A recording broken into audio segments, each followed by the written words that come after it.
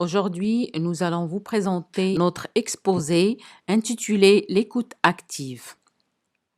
Nous avons estimé qu'il serait préférable de commencer notre exposé par les paroles sacrées de Dieu dans la sourate Al-A'raf, verset 204, où Subhanahu wa ta'ala dit أعوذ بالله من الشيطان الرجيم وإذا قرئ القرآن فاستمعوا له وأنصتوا لعلكم ترحمون صدق الله العظيم.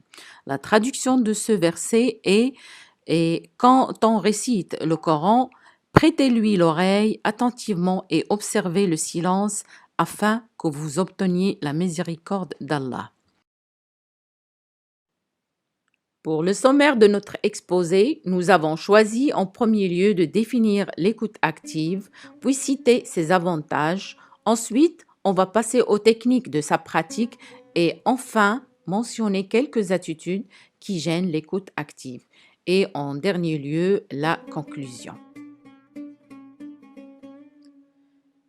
Écouter n'est pas facile, comme a dit Confucius. Nous avons deux oreilles pour une seule bouche parce que écouter est 2 fois plus difficile que parler.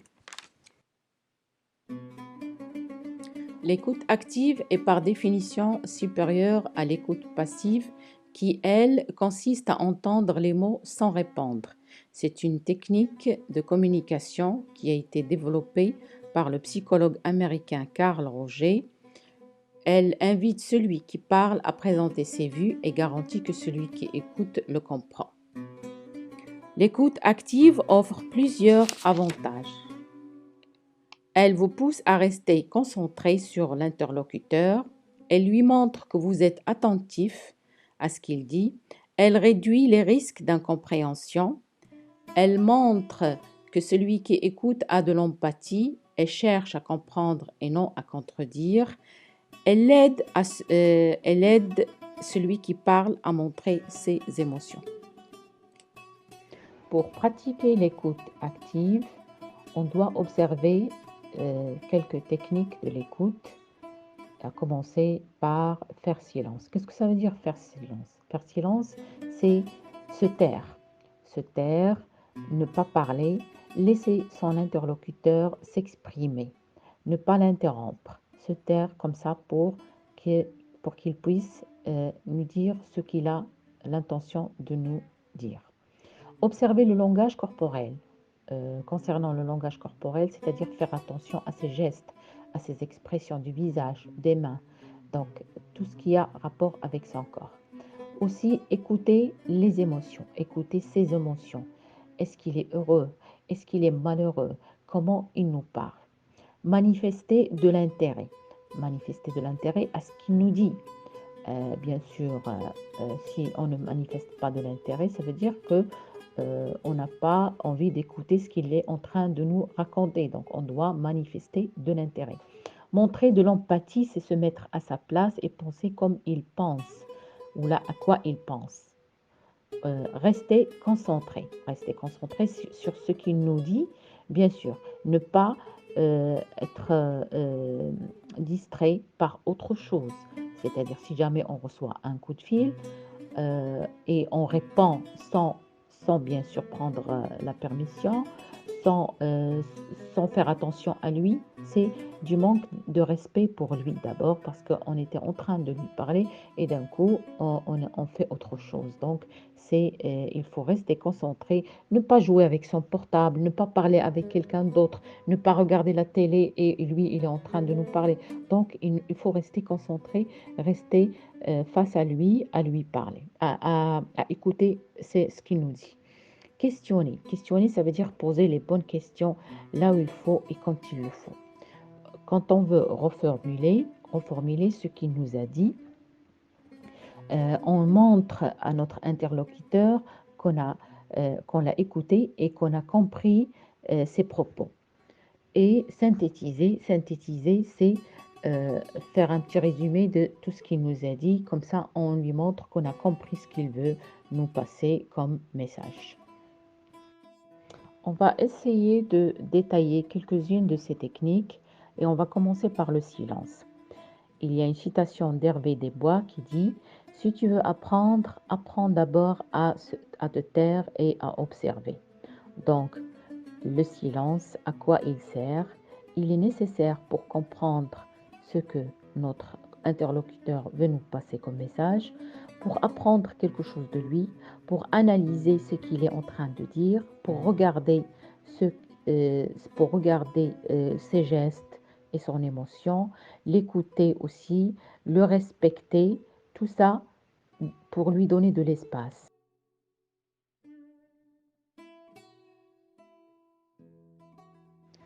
Pour le questionnement, il y a une citation de Platon qui dit: Si on interroge les hommes en posant les bonnes questions, ils découvrent d'eux-mêmes la vérité sur quelque chose.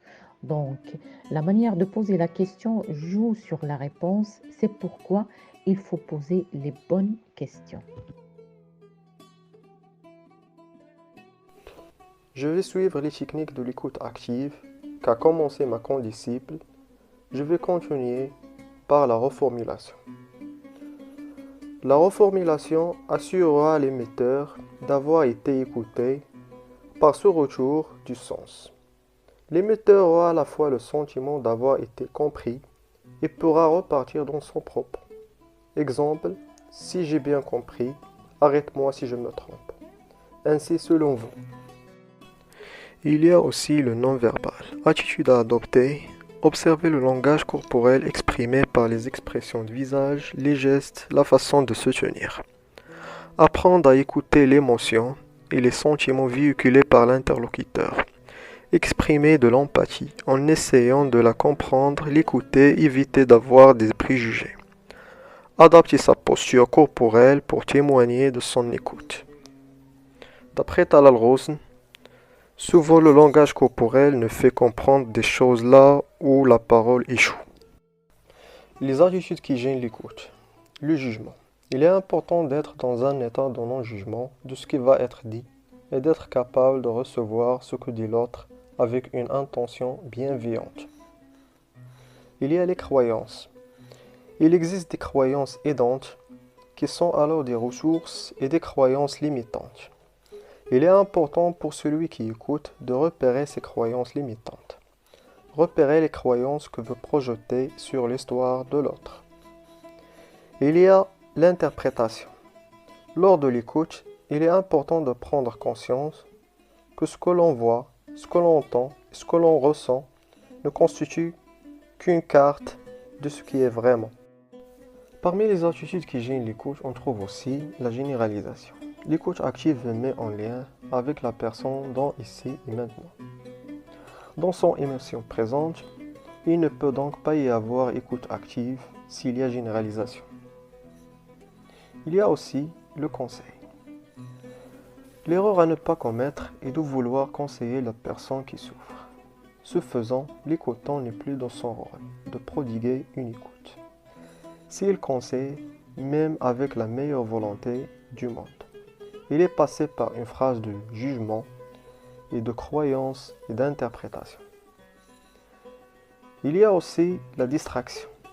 L'écoute active se concentre sur une seule chose, la conversation. Oublier le multitâche. Écouter signifie éviter et rejeter toute forme de distraction physique et mentale. Évidemment, les téléphones, l'ordinateur, etc. sont à proscrire. Pour conclure, l'écoute active est un savoir qui inspire confiance à notre interlocuteur, qui a besoin d'être écouté et doit sentir que ce qu'il dit est important pour celui qui l'écoute. Elle est utilisée dans tous les domaines, que ce soit d'ordre professionnel ou personnel. Ainsi, on la pratique dans l'enseignement, le théâtre, les affaires, le social, la politique, et ainsi de suite.